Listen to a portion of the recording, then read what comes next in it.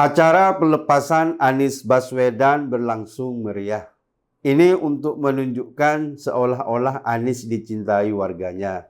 Tapi ternyata semua itu hanya settingan. Anies sebenarnya tidak dicintai warga Jakarta.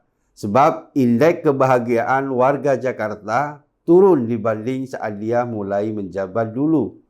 Dapat disimpulkan, warga Jakarta tidak bahagia selama dipimpin Anies. Begitu Anies turun, tagar "Bye Gubernur Ngibul" trending di Twitter.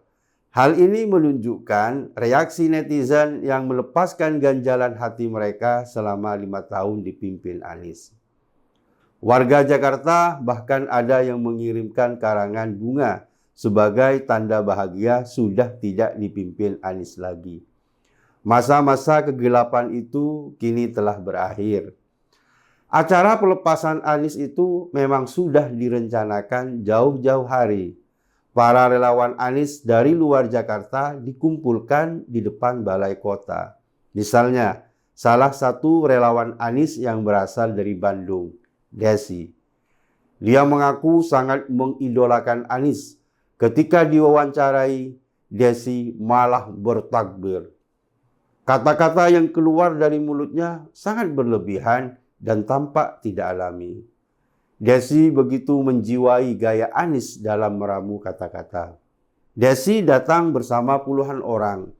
Sejak subuh mereka sudah melakukan long march. Mereka juga melanjutkan acara pelepasan itu di Bandung. Memang agak menggelikan, Anies itu gubernur Jakarta. Tapi perayaan pelepasan mereka dilakukan di Jawa Barat. Itu menunjukkan mereka juga bingung mau melakukan apa untuk mempromosikan Anies. Ada juga relawan Anies dari Serang, Banten. Namanya Lian. Dia mengapresiasi kinerja Anies selama memimpin Jakarta. Kata Lian, Anies telah bekerja keras. Lian tentu tidak menikmati secara langsung program pemerintah daerah Jakarta. Tapi anehnya, dia menganggap Anies telah bekerja keras. Jangan-jangan yang dia anggap prestasi oleh Lian adalah karya Jokowi dan Pak Ahok. Tapi main klaim semacam ini memang sudah jadi ciri khas Anies dan pendukungnya. Jadi klaim setinggi langit seperti ini memang tidak mengagetkan. Sementara relawan Anies asal Kalimantan Timur, Abdul, mengajak keluarga besarnya datang ke Jakarta. Mereka jauh-jauh dari Kaltim hanya untuk ikut melepaskan Anies yang oleh warga Jakarta dianggap tidak bisa bekerja. Sama seperti Lian, si Abdul ini juga main klaim. Dia menyatakan Jakarta di bawah Anies mengalami banyak perubahan. Ternyata Abdul hanya membaca itu dari media. Dia juga menyebut melihat perubahan itu ketika singgah beberapa kali ke Jakarta.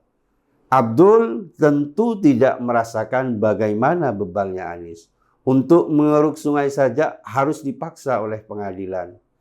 Nilai plus lain dari sudut pandang Abdul adalah perihal sosok Anies yang agamis dan jujur.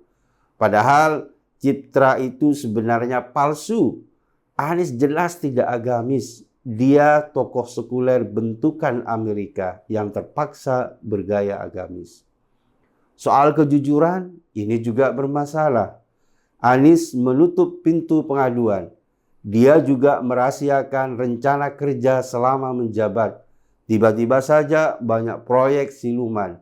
Ketika mau dikoreksi, sudah tidak ada waktu lagi.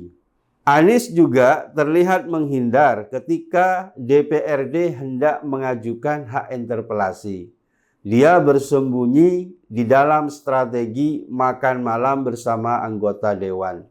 Jadi sudah jelas, acara pelepasan Anies itu memang settingan.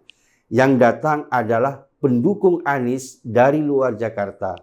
Banyak dari mereka yang bukan warga Jakarta. Semua itu dilakukan untuk membentuk citra Anies seolah-olah dicintai oleh warga Jakarta. Tentu saja ini ngibul dan palsu. Banyak warga Jakarta yang tidak pernah mencintai Anies.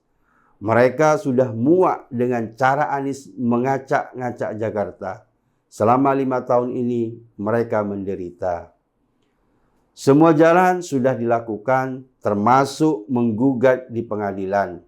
Tapi semua itu sia-sia karena Anies tetap berbuat semaunya. Dan inilah titik puncak masa penantian itu. Pengganti Anies, Heru Budi Hartono, sudah membuat terobosan. Heru ingin kembali membuka pengaduan publik di Balai Kota. Bukan tidak mungkin, Heru juga akan mengusut kasus-kasus janggal yang terjadi di Jakarta selama dipimpin Anies. Bolehlah Anies dan relawannya ngibul berjamaah untuk terakhir kali. Karena nanti ketika ada bukti-bukti baru dugaan korupsi Anies, rompi oranye KPK telah menunggunya.